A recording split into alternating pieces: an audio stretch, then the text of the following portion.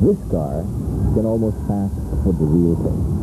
It is perfect in all details and does practically everything that the real thing does except carry the owner inside. And this is because it is only about a foot long. If you were a child playing with it, it would be called a toy. But when you have a 28-year-old adult like Jimmy Chua Madarang tinkering with it, you don't call it a toy anymore. You call it a model. And you don't call Jimmy an overgrown kid either. You call him a modeler.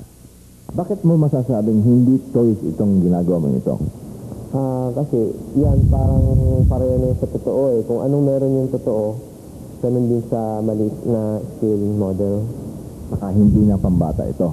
Hindi na, kasi kung inabot mo yan sa kanila, wala pang 5 segundo, masisira na yan.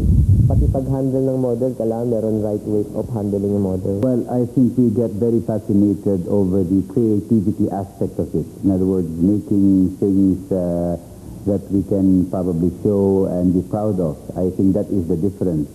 So you don't play with what you make. You eventually put it in storage or display it and show it to people. How long have you been at this thing called modeling? Mga about 20 years na. 20 years na. That means you started at the age of what? 8. And after 20 years, you're still at it. You never outgrew toys, in other words. Ano ba yung unang model mo? Ang unang model ko yung 125 scale na Cosme Fairlane. 8 years old? Opo. Anong nangyari naman? Ba't bigla kang hindi na bumitaw dito sa modeling? Kasi actually ang modeling kasi ano yan eh, lahat ng bagay sa real life natin ni-reduce yan, naging scale model. Ang ibang tao kala toys. Pero kung ipalaro mo sa bata yan, wala pang 5 segundo, baka sira na. You don't look at these things as toys. You look at them as something educational and an imitation of life, something like that. If you have this for 100,000 worth of these things, models, and the kits and what have you, aside from the expense, lumalabas dito gumagastos ka rin in terms of your time, right? Sa loob ng isang linggo, ilang oras ang binibigay mo sa hobby mo? Depende kung kailangan ako ng company namin, nabibitawan ko rin yung model sa gabi na lang. Pero minsan, pag mahina ang negosyo ng company namin, wala rin magawa. Fully devoted lang time ko dyan. So, on the average, halimbawa sa isang linggo, mga ilang oras ang binibigay mo sa hobby mo? Average siguro mga half. Kalahati ng panahon mo ay napupunta sa modeling.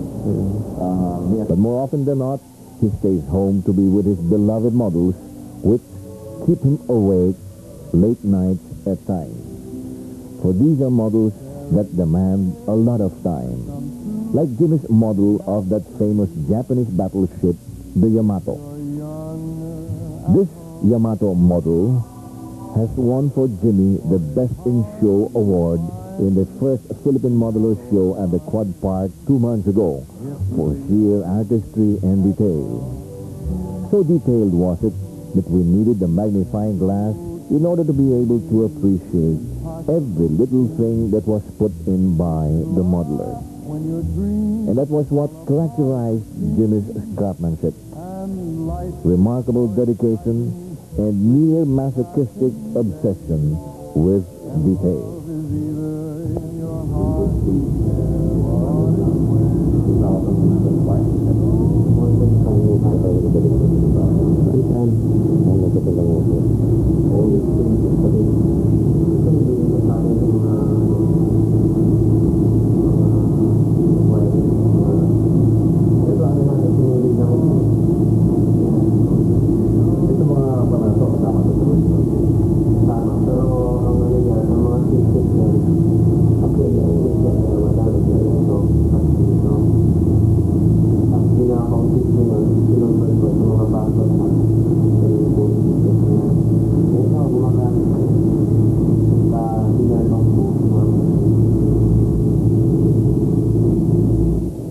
This is truly remarkable. I need the magnifying glass to be able to appreciate the detail which shows the painstaking effort that Jimmy took just to finish the instrument panel of this airplane. And all this is simply a labor of love, and to convert a simple model from a kit into something more interesting and more fascinating from the point of view of detail. Pagka modeler sila, marami silang matututuhan sa field ng mga electrical, electricity, mga engineering, at saka yung mga scaling, lahat ng pati artwork, pati saga. If Jimmy Madarang's obsession is building models in perfect detail,